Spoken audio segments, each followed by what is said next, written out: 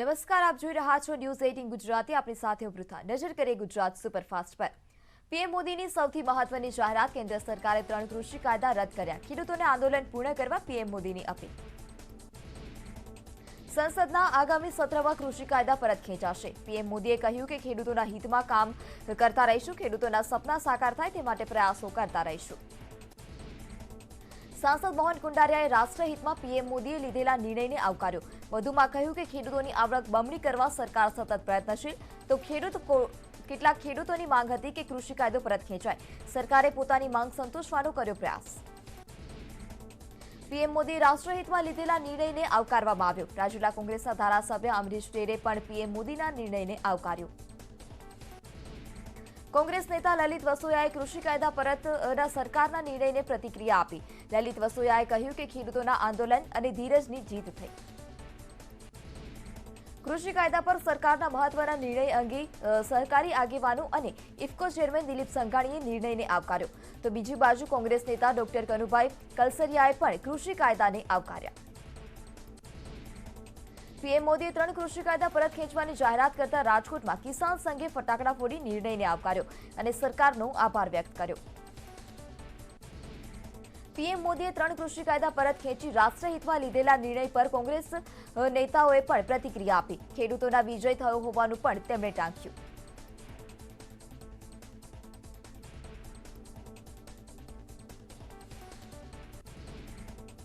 ઋષિકેશ પટેલનું નિવેદન. કહ્યું કે કાયદા ખેડૂતોના હિતમાં હતા, પરંતુ ખેડૂતો ન સમજ્યા. વધુમાં કહ્યું કે તમામ બાબતોમાં ખેડૂતોની ચિંતા મોદી સાહેબે કરી. આ સાથે જ ઝીરો બજેટવાળી ખેતી શક્ય બની.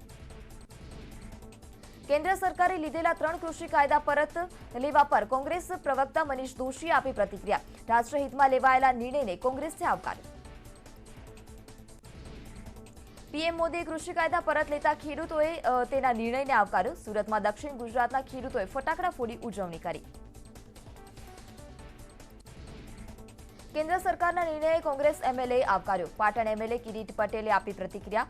કિરીટ પટેલે કહ્યું કે કેન્દ્રના નિર્ણયને અમે સમર્થન કરીએ છીએ.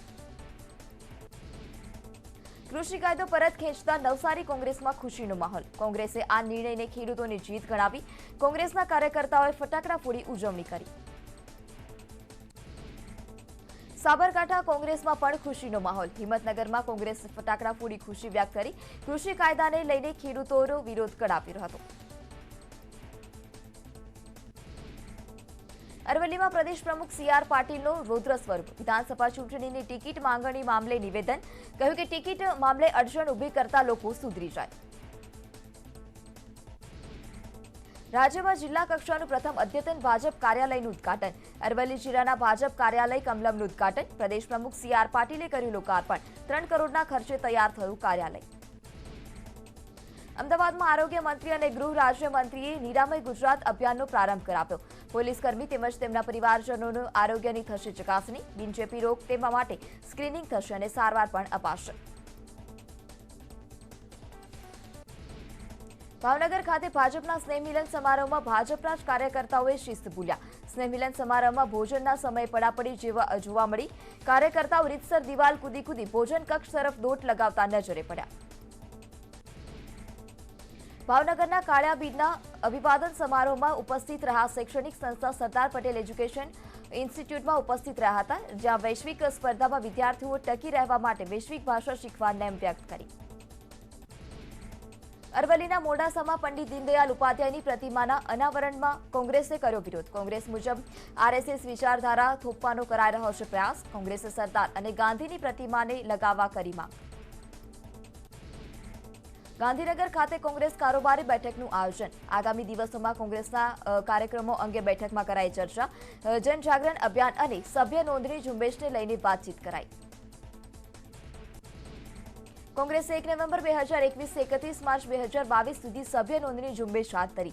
આ સાથે જ ઇન્દિરા ગાંધીના 140મી જન્મજયંતિ નિમિત્તે કોંગ્રેસે સ્મરણાંજલિ આપવાના કાર્યક્રમનું પણ કર્યું આયોજન.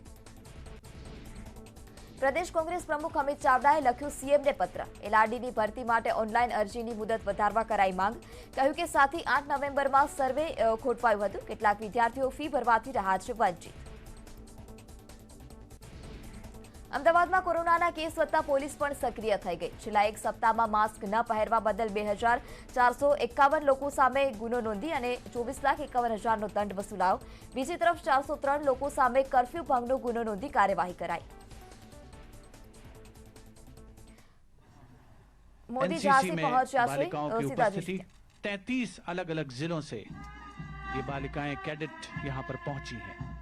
It's a proud moment for all these young girls and also for the Prime Minister. Bundele हर बोलों के मुंह हमने सुनी कहानी थी, खूब लड़ी मर्दानी वो तो झांसी वाली रानी थी. राष्ट्र का नमन वीरांगना महारानी लक्ष्मीबाई को. The Prime Minister, after witnessing the retreat ceremony on the ramparts of the fort, now makes his way towards the main venue where the event will further take place.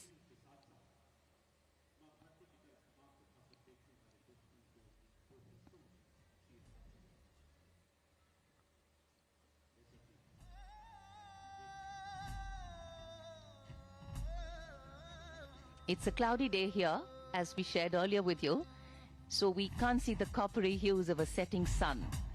But man-made light, beautifully positioned, artistically done, lighting up the fort in all its glory.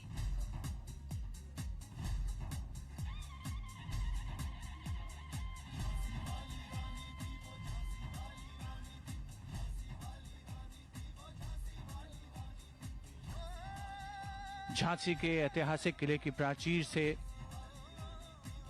वीरांगना रानी लक्ष्मीबाई को नमन करने के उपरांत माननीय प्रधानमंत्री महोदय आज के कार्यक्रम के मुख्य आयोजन स्थल की ओर प्रस्थान कर रहे हैं, जहां वे रक्षा क्षेत्र में और अन्य क्षेत्रों में देश के विकास को परिलक्षित करती हुई परियोजनाओं को राष्ट्र को समर्पित करेंगे.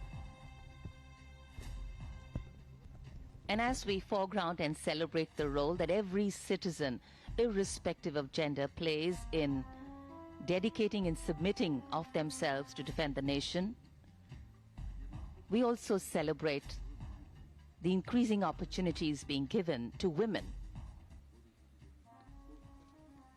Today, the nature of threats, those that may cause harm to the fundamentals of any nation, has expanded way beyond to just a threat to its boundaries. And that's why it's important that each one of us in our own way foreground India's safety and security.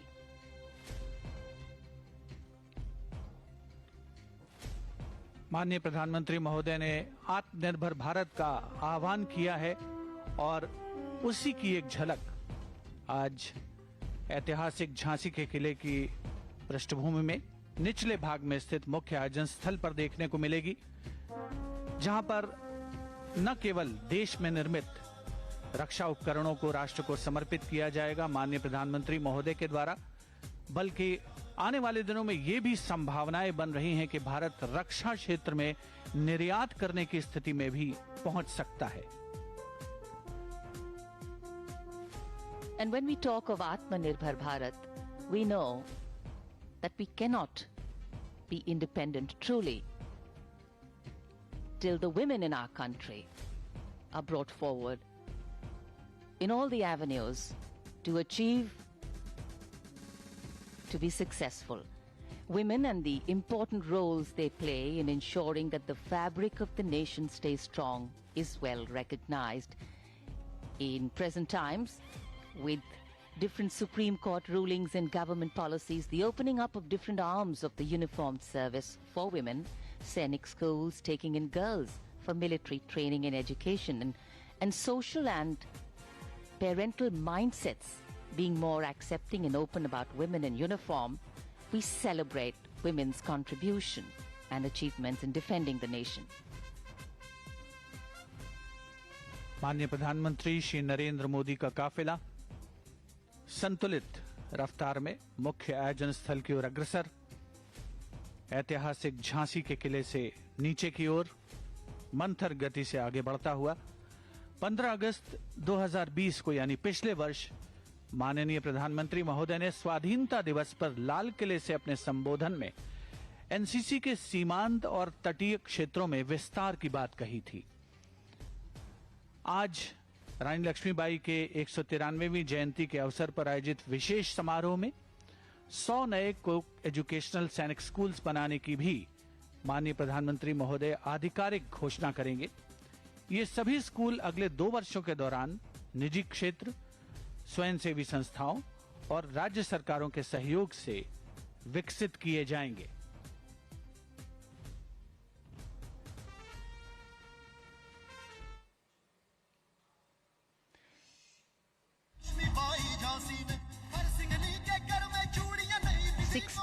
Specially placed cameras by Doordarshan.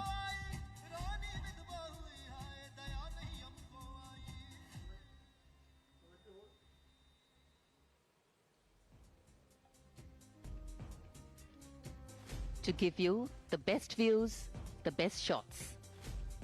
16 cameras, our expert cameraman positioned.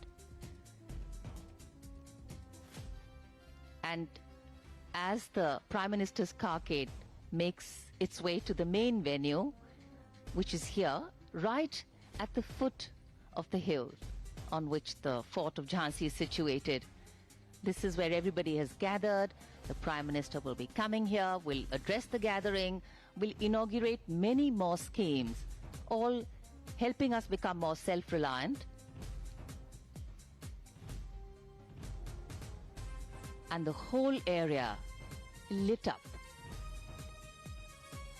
When we look back at 1888, when the Indian Military Nursing Service was formed, commencing the role of women in the Indian Armed Forces, to today, the year 2021, we find that exposure, reach and participation of the women has increased so dramatically. And as if everything here is celebrating that participation. राष्ट्र रक्षा समर्पण पर्व का आयोजन रक्षा मंत्रालय द्वारा आजादी के अमृत महोत्सव के समारोह के तहत किया गया है। 3 दिवसीय ये समारोह जो कि आज अपनी परिणति पर पहुंच रहा है। माननीय प्रधानमंत्री श्री नरेंद्र मोदी का ऐतिहासिक झांसी शहर में आगमन हुआ है और अब से कुछ देर पहले उन्होंने झांसी किले की प्राचीर पर राष्ट्र की ओर से वीरांगना रानी लक्ष्मीबाई को नमन किया और अब उनका आगमन हो रहा है मुख्य आयोजन स्थल पर।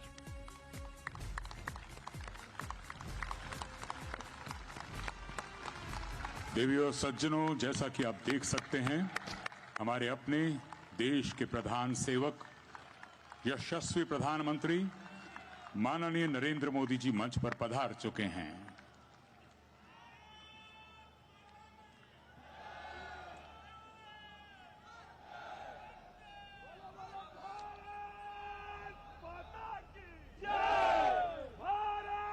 मंच पर आसीन भारत के माननीय प्रधानमंत्री श्री नरेंद्र मोदी जी, उत्तर प्रदेश की माननीय राज्यपाल महामहिम श्रीमती आनंदीबेन पटेल जी, भारत के माननीय रक्षा मंत्री श्री राजनाथ सिंह जी, उत्तर प्रदेश के आदरणीय मुख्यमंत्री Shri Adityanath Yogi ji,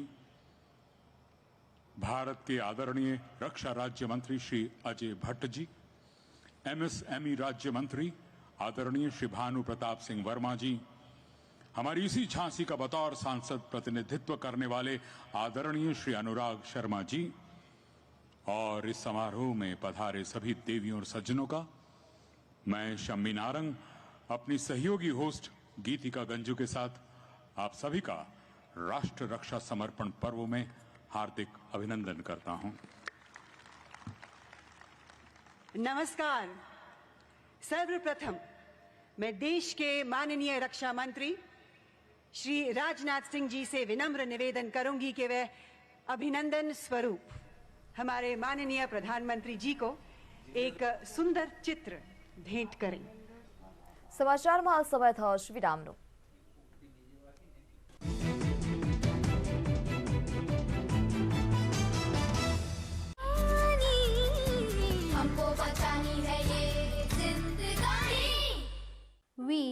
The people of India pledge to strive for a cleaner and healthier world, to protect ourselves from disease, to have sustained sanitary habits, to have access to clean toilets and water for all our citizens.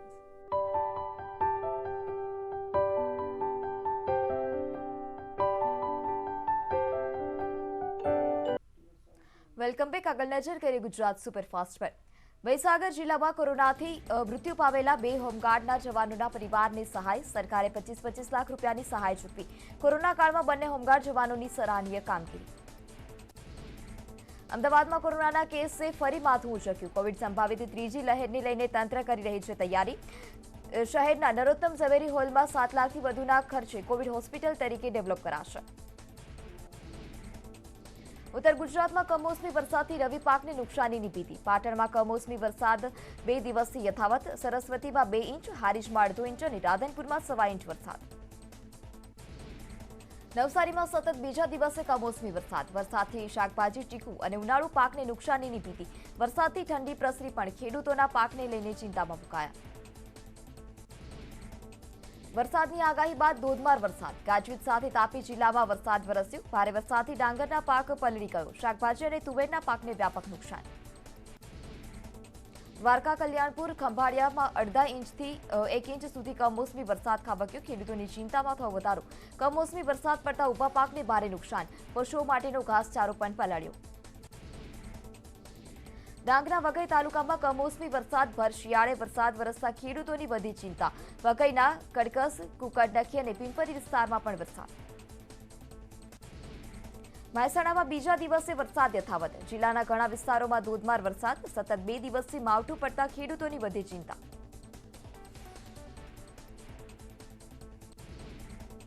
દ્વારકાના કલ્યાણપુર, ખંભાળિયા અને દ્વારકા પંથકમાં કમોસમી વરસાદ પડ્યો, જેને લઈને ખેડૂતોને મોટા પાયે નુકસાન વેઠવાનો આવ્યો વારો.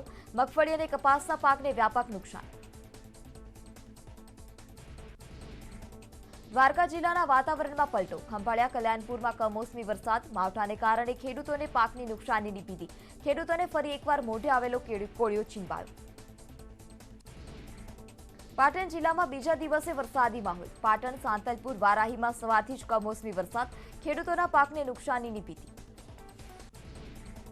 જામનગરમાં 2 દિવસથી વાદળછાયા વાતાવરણ વચ્ચે કેટલાક વિસ્તારોમાં પડ્યું માવઠું. આ સાથે જ ઠંડીનો ચમકારો પણ જોવા મળ્યો. સાબરકાંઠામાં કમોસમી વરસાદ. ઠંડીના પ્રમાણમાં વધારો. લોકો તાપણા અને ગરમ વસ્ત્રોનો સહારો લઈ રહ્યા છે. બનાસકાંઠામાં સતત બીજા દિવસે વરસાદ. ડીસા, પાલનપુર સહિત સમગ્ર પંથકમાં વરસાદ. સતત બીજા દિવસે વરસાદથી ખેડૂતોમાં ચિંતા. સરહદી પંથકમાં જીરું, રાયડો અને કપાસના પાકને નુકસાનીની ભીતિ. બનાસકાંઠાના અંબાજીમાં ભર શિયાળે ચોમાસા જેવો માહોલ. અંબાજી અને આસપાસના ગ્રામ્ય વિસ્તારમાં ધોધમાર વરસાદ. કારતકમાં અષાઢી માહોલ સર્જાતા જગતનો તાત ભારે મુશ્કેલીમાં. સાબરકાંઠામાં પણ વરસાદી વાતાવરણ. હિંમતનગર, ઈડર તેમજ વડાલી વિસ્તારમાં ઝરમર વરસાદ. કમોસમી વરસાદથી પાકમાં નુકસાનીની ભીતિ. હજુ પણ વરસાદ યથાવત રહે તેવી સંભાવના. દાહોદ અને ધાનપુરમાં વરસાદી માહોલ. ગ્રામ્ય વિસ્તારમાં કમોસમી વરસાદને લઈને ખેડૂતો ભારે ચિંતામાં. માવઠાને કારણે રવિ પાકને મોટું નુકસાન જાય તેવી પણ ભીતિ. કમોસમી વરસાદી ઝાપટા. ભાટિયા, ભોગત સહિત અનેક વિસ્તાર ગામોમાં ઝરમર વરસાદ. તો ખેડૂતો મગફળી અને કપાસના પાકને લઈને ચિંતામાં મુકાયા. કચ્છના વાગડના અનેક વિસ્તારોમાં કમોસમી વરસાદ પડ્યો. મિશ્ર ઋતુ થતા રોગચાળો વકરવાની દહેશત. બીજી તરફ કમોસમી વરસાદથી ખેડૂતોમાં પણ ચિંતાનો માહોલ. સુરતના માંગરોળ તાલુકાના નવપરા નજીક તુલટી હોટલ સામે વીજળી પડતા જીઈબીના ડીપીમાં આગ લાગી. જ્યારે ફાયર વિભાગે ઘટના સ્થળ પર પહોંચી આગ પર મેળવ્યો કાબુ. કોઈ જાનહાનિ નહીં. મહેસાણામાં ખેડૂતોએ સહાય બાબતે સીએમને કરી રજૂઆત. બહુચરાજીમાં કમોસમી વરસાદથી થયેલા નુકસાનીમાં સહાય આપવા રજૂઆત. કોંગ્રેસના ધારાસભ્ય ભરતજી ઠાકોર દ્વારા પત્ર લખી સહાયની રજૂઆત કરાઈ. સુરેન્દ્રનગરમાં કમોસમી વરસાદથી મીઠાના અગરોમાં મોટું નુકસાન. 1.5 મહિનાથી તૈયાર કરેલા અગરના પાળા ધોવાયા. પાળા ધોવાતા કેટલાક અગરિયાઓ રણમાંથી પરત ફર્યા. સર્વે કરી અગરિયાઓને સહાય ચૂકવવાની માંગ. વરસાદ. મહુવા, બારડોલી, પલસાણા, કડોદરામાં ભારે પવન સાથે વરસાદ વરસ્યો. વરસાદથી શુગર મિલમાં શેરડીની કાપણી બંધ થશે. વર્ષ 2036માં ઓલિમ્પિક યોજાવાને લઈને અમદાવાદમાં તૈયારીઓ તેજ. આઈઓસીની રાજ્ય સરકાર સાથે બેઠક યોજાઈ, જે બાદ આઈઓસીએ અમદાવાદ, ગાંધીનગરમાં નિરીક્ષણ કર્યું. રિપોર્ટ મુજબ હાલ બંને શહેરોમાં 22 રમતો રમાઈ શકે તેવી તૈયારી. અન્ય રમતો રમાઈ શકે તે માટે પણ રાજ્ય સરકારે તૈયારી બતાવી, જેમાં પર્વતીય રમતો, દરિયાઈ રમતો માટે પણ તૈયારી બતાવાઈ. આવી રમતો શિવરાજપુર બીચ, પોલો ફોરેસ્ટ, ગોવામાં યોજાઈ શકે, જે માટે રાજ્ય સરકાર ટૂંક સમયમાં જ આઈઓએસ સાથે મંત્રણા કરશે. અમદાવાદની સાબરમતી નદીમાં લીલી વેલની પીછાઈ ચાલ. ઇન્દિરા બ્રિજથી આંબેડકર બ્રિજ સુધી પ્રદૂષિત પાણી અને લીલ વેલથી સાબરમતી નદી બની દૂષિત. જમાલપુર બ્રિજથી આંબેડકર બ્રિજ સુધીમાં સીપ્લેન માટેનો રનવે બનાવાયો, જ્યાં લીલી વેલ પ્રસરેલી જોવા મળી. કરોડોના ખર્ચ કરી અને નદીમાં સાફ સફાઈ કરવા છતાં નદી કેમ દૂષિત છે તે એક સવાલ.